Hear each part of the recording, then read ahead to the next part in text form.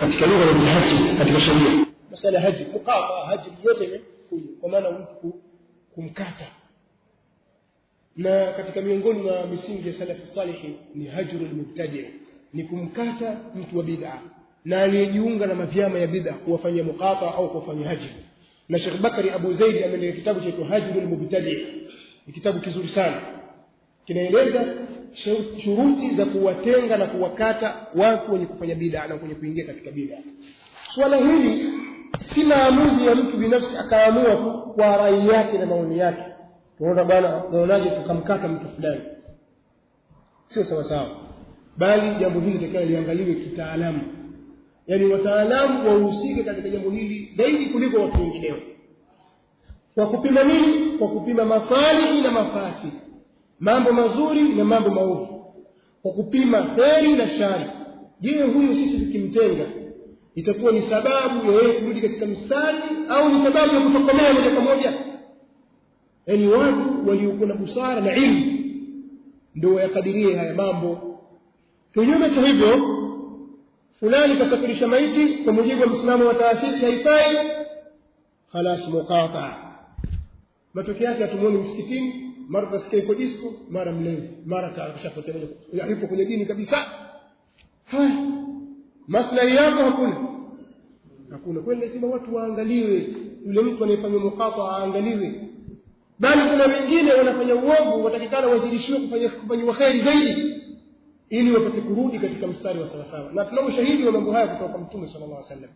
Wale ambao walikuwa imani zao ziko juu, wanafahamu Uislamu ni nini, wana ghera na Uislamu, walikuwa wakifanywa muqata kwa wao unasaidia. Kama Ka'b bin Malik alifanywa muqata na muqata wake ukasaidia yeye kujirekebisha na wenzake, kwa sababu ni mtu tayari imani ishakaa waqara fi qalbihi. Si hadithu ahadi bil Islam, si mtu mgeni kwenye Uislamu, imani imetulia katika moyo wake. Alipofanywa muqata pamoja na vishawishi alivyopata kutoka kwa wengine, kwa watu wengine, watawala wengine, ili atoke kwenye Uislamu au atoke katika mji wa Uislamu, alikataa kwa sababu ya imani yake.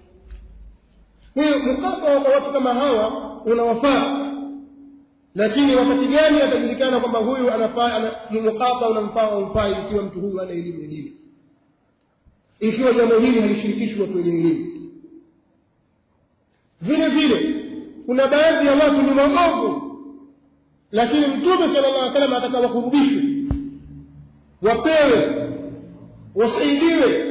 Hao ni muallafat qulubuhum, ni watu ambao watakana kuzoezeshwa nyoyo zao na kuungwa nyoyo zao ziji kwenye Uislamu, wapendekezwe Uislamu katika nyoyo zao.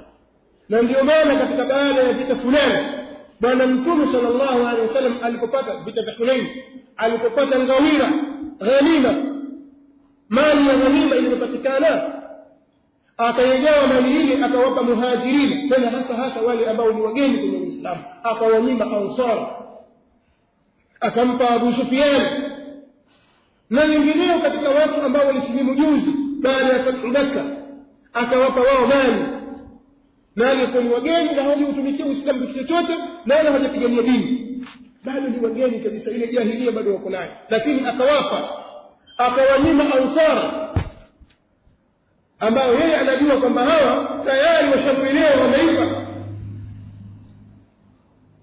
Kwa hiyo tunasema kwamba watu wengine wenye kufanya uovu, si kila anayefanya uovu anakatwa. Ni suala linapimwa kwa mizani ya kisheria kwa mujibu wa elimu. Ndio maana tukasema hizi idara wakipewa watu wasiokuwa na taaluma ni kulitegemeza jambo kwa wasiokuwa wenyewe. Na Mtume sallallahu alaihi wasallam asema idha dhiya'atil amana fantadhiri saa, amana itakapopotezwa subiri kiyama. Akauliza kaifa idha'atuha, vipi kuipoteza amana? Akasema idha wusida al-amru ila ghairi ahlihi fantadhiri saa, jambo likitegemezwa akipewa asiyestahiki basi subiri kiyama. Sasa ndio haya yanatokeza, watu wakakatana kwa sababu fulani kaonekana yuko klabu, wakakatwa mtu kwa sababu kalewa. Watu walikuwepo wakilewa katika zama za Mtume sallallahu alaihi wasallam, na Mtume akaweka karibu. Khalid bin Walid radhiyallahu anhu katika kumtia adabu yule mlezi, akawa anamlani kwamba Allah amlani huyu, Mtume sallallahu alaihi wasallam au masahaba walikuwa wanamlani, Mtume sallallahu alaihi wasallam akawaambia msimsaidie shetani kwa ndugu yenu. Huyo ni ndugu yenu katika imani. Msimsaidie shetani, muombeeni Mungu. Kwa hiyo watu wanaengo wanakurudishwa katika mistari. Tusiwarufaishe na kuwanasilisha watu kwa maslahi yetu binafsi. Ni lazima maslahi ya dini yaangaliwe. Kwa hiyo tunaona kwamba kuna umuhimu wa watu kutaalamika kidini. Na wallahi nawaulizeni swali hakikiyan, si majaziyan, swali la kihakika kabisa mnijibu. Wani wangapi ambao washafanya muqataa wakajirekebisha kwa sababu kufanya muqataa? Bali swali linakuja vile vile, ni wangapi waliofanya muqataa wakaendelea wakatamada ala batil, wakaendelea juu ya batili yao? Allahu akbar. Sasa hii ni kuyakadiria mambo basi na mikadari yake. Tusiwaangamize ndugu zetu kwa sababu ya ujahili tuliokuwa nao. Kwa hiyo kuna wapi za muqataa. Watu wakufanya muqataa na kutuwataja kabisa kama kina Ibn Sina. Si watu wa kuwataja. Mazanadiqa. Na mulhidun. Lakini bado tunawaadhimisha sisi. Mimi naomba hili swali lisomeshwe sisi. Tukani wakati yani naomba kwa swali hilo labda tufanye nini? Yani nikosa mathalan limeshatendeka, tulikuwa tuwakusudia khairi au tumeshafanyia muqataa na mafasidi ndio yakawa mengi baada ya maswali. Sasa tufanye nini sasa kwa hao?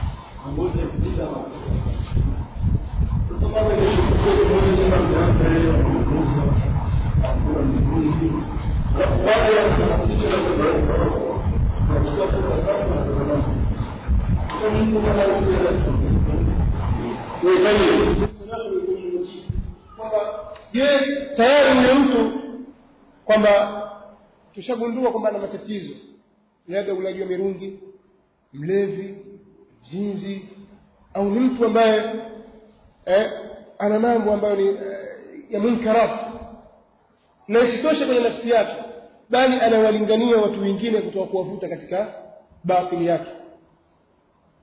Bila shaka kumkata mtu huyu ni aula zaidi kuliko kumbakisha katika safa, lakini bado kumlingania kwa sababu athari yake sasa inapetuka kwa watu wengine.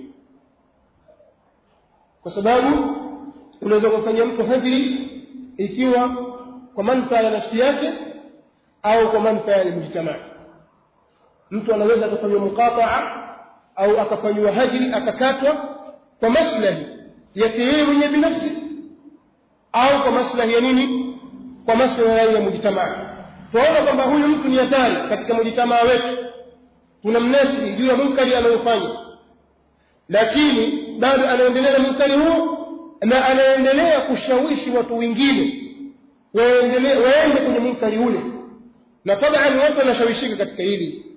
Mtu huyu atakikana achukuliwe hatua za haraka za kuhifadhi mujtamaa tuliokuwa nao na kuwekwa mbali yeye na nguvu wake.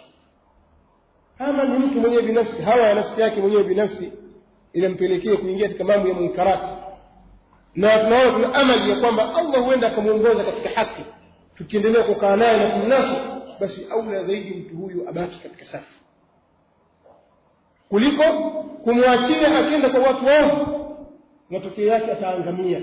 Na hii ni da'wa rahma, da'wa ya salaf, da'wa ya ahli sunna wal jamaa, da'wa muhammadiyya, ni da'wa ya rahma. Na Allah amemtuma wama arsalnaka illa rahmatan lil alamin, hatukukuleta wewe Muhammad isipokuwa ni rehema kwa viumbe. Kwa hiyo ni dawa ya rahma bila ya shamata. Kwa hiyo tutakana tuende kwa taratibu huo, kwamba tuangalie. Ndio maana nikasema mambo haya yatakana yapimwe kwa mizani za kielimu na si kwa mizani za hamasa. Watu wakaamua tu huyu au muqataa, huyu hazli, la, lazima mambo yapimwe katika mizani ya kisheria. Tuwafanye nini kwa wale ambao tayari labda tuliofanyia hivyo kimakosa, kama alivyouliza al-akh? Hatukuangalia labda vigezo vya sheria kama ilifanyika hivi, basi hii ni khata na tunafanya jambo bila ya kujua kama ilifanyika hivyo. Lakini mtu hakustahili kufanya mukata, labda tukamfanyia mukata na ikawa ni sababu yeye kutoka moja kwa moja, kitu kikubwa ni kurudi kwa Allah subhanahu wa ta'ala kumtaka msamaha, na ikiwezekana huyo mtu aendelee kulinganiwa na kunasihiwa arudi katika safa. Hilo ndio jambo la kufanya, ndio idraki na ndio ikiwa haiwezekani moja kwa moja, خلاص la innaka la tahdi man ahbabta walakin Allah yahdi man yasha. Wewe huwezi kumuongoza mtu unempenda, bali Allah subhanahu wa ta'ala ndiye anayemuongoza na kuwafikisha uongofu kwa yule anayemtaka yeye Allah. Nisema swali la mwisho hapa lizie shiki.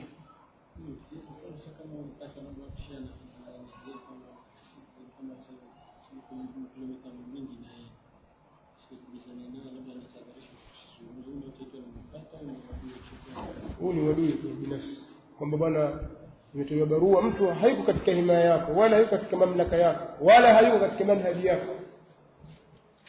Adil huyu muqata, adui namba moja adil muqata. Sasa kuhusunia atakusikana nini katika jambo hili? Na si tena masala binafsi, si masala ya dini.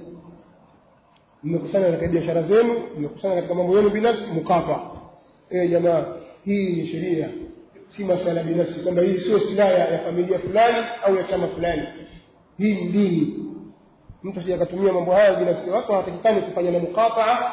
Mtu Muislamu na Muislamu wapitana, huyu anampita huyu na huyu anampita huyu bila kusalimiana, bila ya kunyeshana bashasha ya kawaida, muda wa siku 3. Hiyo itakikani. Ikizidi siku 3 basi hapo mnaingia katika haramu mahdhuri ya sheria. Na haya kuona kuna baadhi ya watu kinasihiwa wakiambiwa wanuna salamu itikii, hawapo salamu. Haya inatokea kabla Tanga.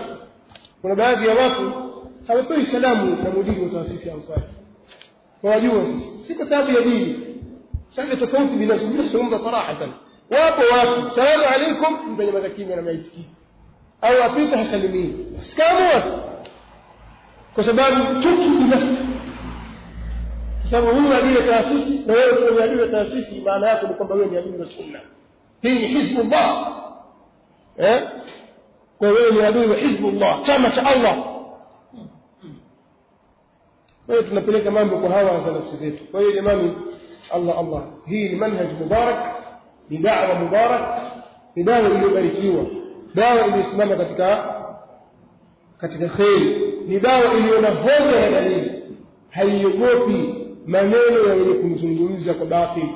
Hatuogopi sisi propaganda zao wala maneno yao.